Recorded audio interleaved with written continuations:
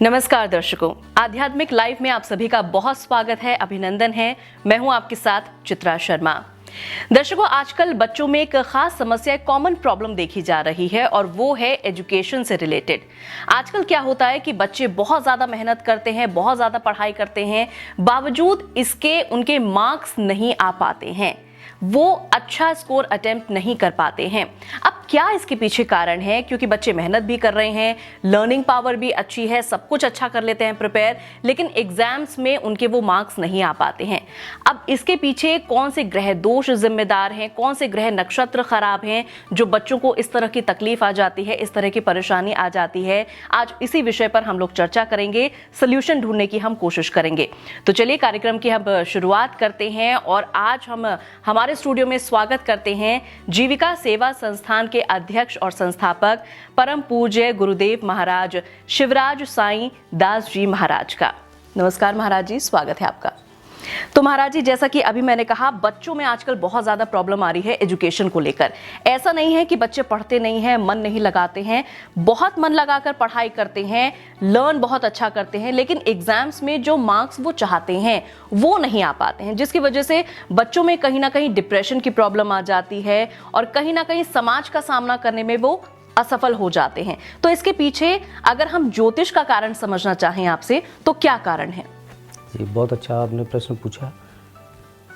आजकल ये आमतौर पर ये समस्या चली रही है। बच्चों को आपने देखा है कि दिन रात मेहनत करते रहते हैं। रात को बच्चे आजकल 2-2 बजे तक भी पढ़ते हैं, 3-3 बजे तक पढ़ते हैं, पूरी रात भी पढ़ते रहते हैं। सबसे पहले बच्चों को देखें तो बचपन से जब बच्चे हमारे एक अच्छे नंबर लाते हैं, नंबर लाने के बाद वो माँ बाप, पेरेंट्स हैं उनके, जो स्कूल में टीचर हैं, वो सारे लोग सभी एक ही बात कहते हैं कि बच्चा बहुत अच्छी परफॉर्मेंस दे रहा है। धीरे धीरे 10th आती है, 12th आती है, उसके बाद देखते हैं कि एग्ज़ाम से पहले बच्चा बीमार पड़ जाता है। 12th करने के बाद फिर वो आगे के अपनी एजुकेशन में लगते हैं। धीरे धीरे आप एक चीज़ देखते चले जाइए कि बच्चे की मन पढ़ने में लगता है, किताबों में लगता है, दिन रात वो मेहनत करते रहते हैं, लेकिन उसके बावजूद भी उन्हें सफलता नहीं मिलती। इसके पीछे सबसे बड़ा कारण ये है कि उनकी कुंडली में बैठे हुए जो ग्रह नक्षत्र हैं, यदि ऐसे बच्चे के बृहस्पति ठीक नहीं है तो एजुकेशन उनको बहुत अच्छी मिलेगी। बृहस्पति मजबूत होने के बावजूद, केंद्र के स्वामी होने के बावजूद भी उस बच्चे को एजुकेशन काफ़ी देंगे, लेकिन उस बच्चे की एजुकेशन इन फ्यूचर कभी भी काम नहीं आएगी। वो बच्चा धीरे धीरे पढ़ते लास्ट में डिप्रेशन की तरफ चला जाता है। फिर उनको एक चीज़ ये सोचनी पड़ती है कि अब मुझे क्या करना चाहिए।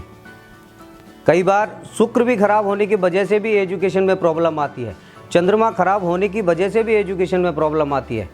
जो बच्चों को सफलताएं नहीं मिलती एजुकेशन लगातार लेने के बाद भी, ऐसी कुंडलियों में देखा गया है कि सूर्य की एक अहम भूमिका होती है।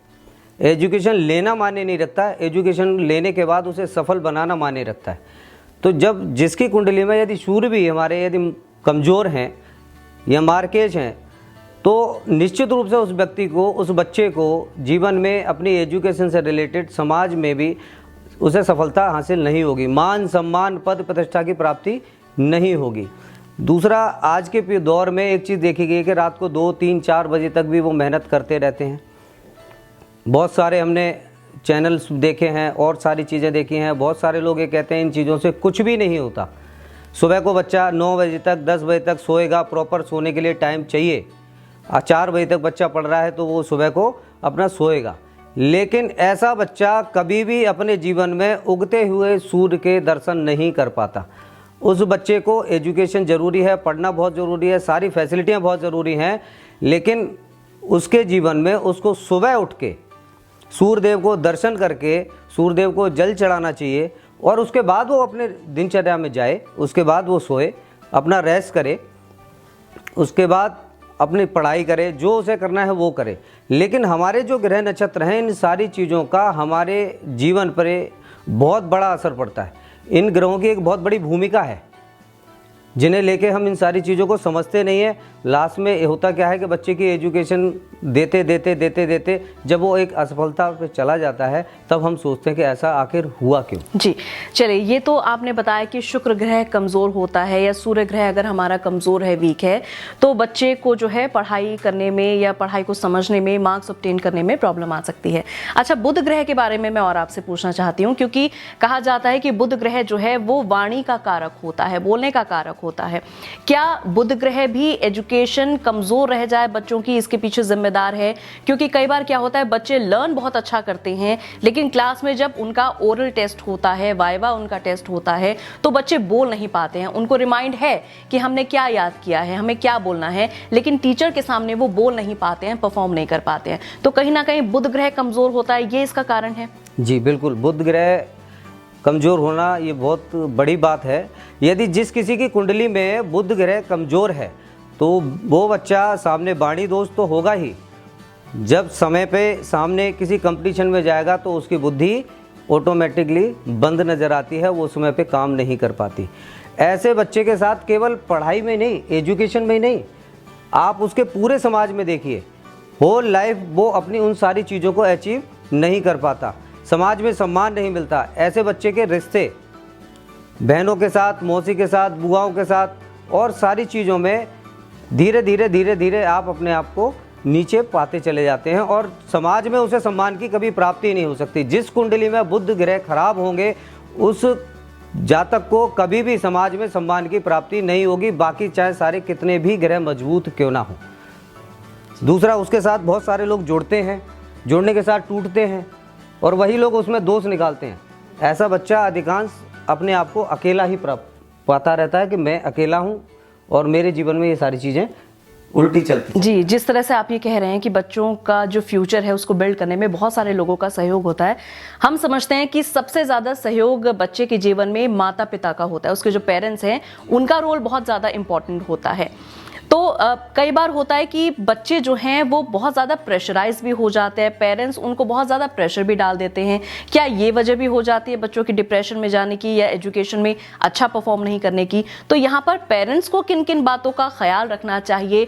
और क्योंकि माता का कारक चंद्रमा को माना गया है, पिता का कारक सूर्य को माना गया है, तो ये किस पोजीशन पे बैठने चाहिए बच्चे की कुंडली में जो माता पिता का सहयोग बच्चे को भरपूर मिले और वो अच्छी एजुकेशन करे?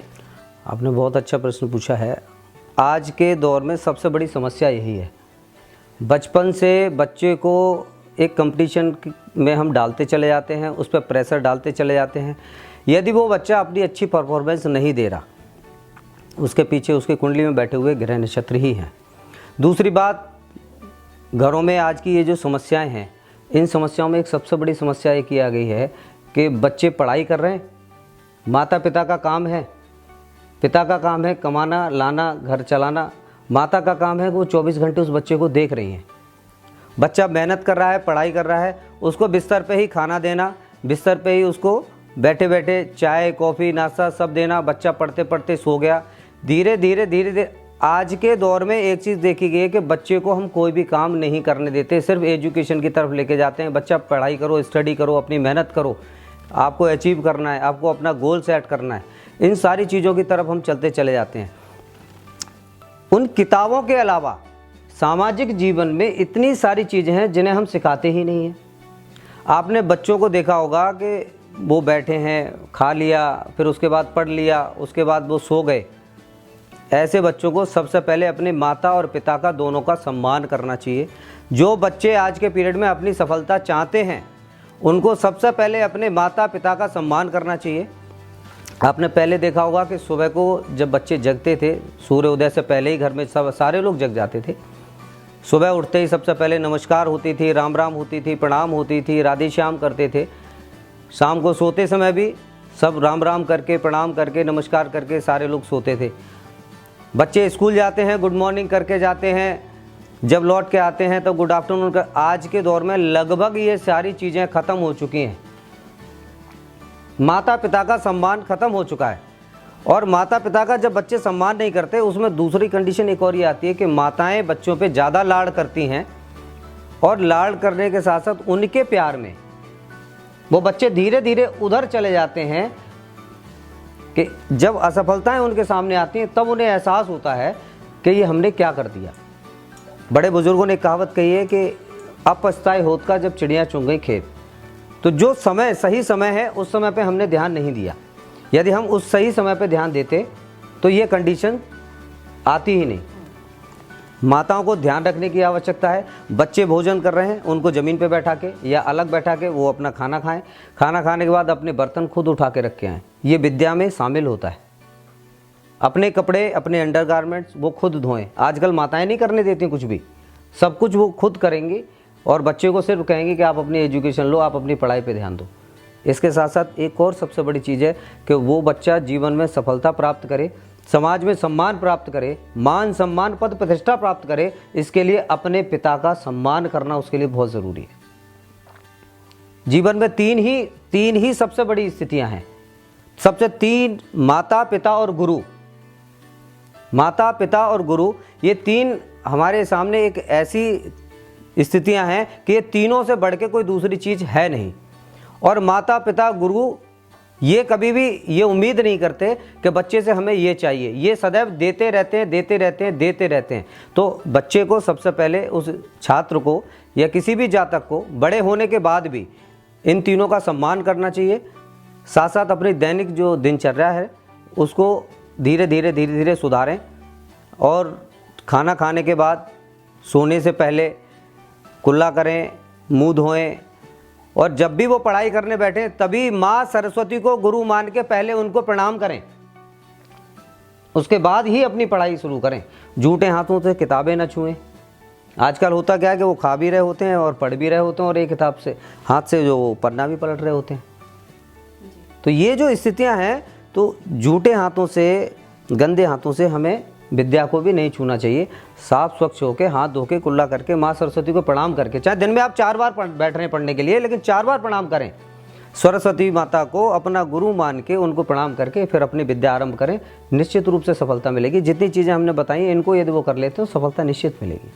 इसके साथ साथ जब हम आगे चलते हैं, उन बच्चों की एजुकेशन के बाद जब उनकी शादी का नंबर आता है, वो अपने एक परिवार को लेकर जब चलते हैं, इस प्रकार की स्थितियाँ धीरे धीरे जब आगे चलना शुरू होती हैं। शादी होने के बाद जब एक परिवार बसने लगता है तो आज के पीरियड में जितनी शादियां होती हैं उससे ज़्यादा टूटने लगती हैं। उन घरों में लड़ाई झगड़े, ये सारी चीज़ें आपने देखने को मिलेंगी। क्यों? उसकी सबसे बड़ी वजह ये है कि उन पेरेंट्स ने अपने बच्चों को वो सब नहीं सिखाया। आज के पीरियड में आप बच्चों को देखो, वो अपने अंडरगारमेंट्स धोते नहीं। अब कोई लड़की है, वो शादी होकर जाएगी, वो कैसे अपने हस्बैंड के अंडरगारमेंट्स धोएंगी? मतलब ही नहीं होता। जिन्होंने आज अपने माता पिता के उनकी बात नहीं सुनी, उनको रेस्पेक्ट नहीं दिया, वो अपनी ससुराल में जाके सास ससुर को कैसे रेस्पेक्ट दे सकती हैं? वही आज बच्चे ने अपने माता पिता से अलग रह के अपनी एजुकेशन ली है। धीरे धीरे अपनी पत्नी बच्चों को लेके वो वहाँ भी एडजस्ट नहीं हो पाते, फिर वहाँ भी वो सारी दूरियाँ धीरे धीरे बढ़ती चली जाती हैं। तो इन सारी चीज़ों का हमारे जीवन में एक बहुत अहम भूमिका रखती है। सारे ग्रह नक्षत्र एक अहम भूमिका रखते हैं।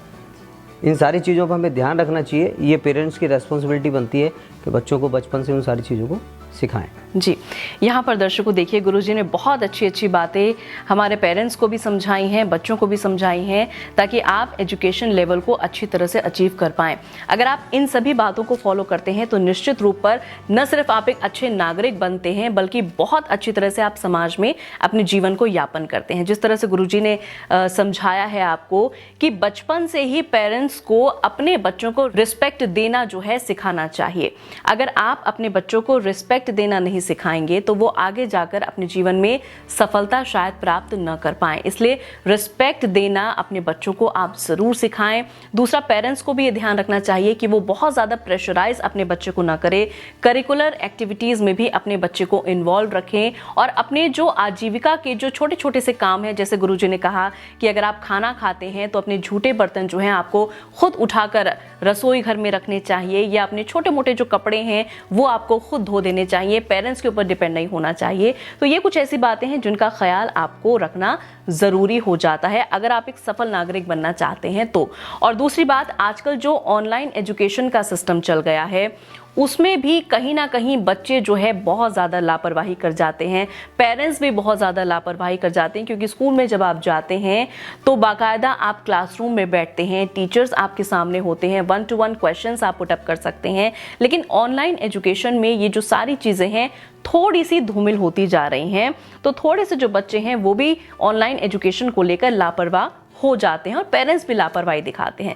लेकिन हम आपको यही कहना चाहेंगे, जैसे गुरुदेव ने आपको समझाया, कि लापरवाही आप बिल्कुल ना करें। अपने बच्चों को आप शिक्षाचार सिखाएं, अच्छे मैनर्स सिखाएं, अच्छे एजुकेशन दें, ताकि वो जीवन में बहुत ही सफल हो सकें।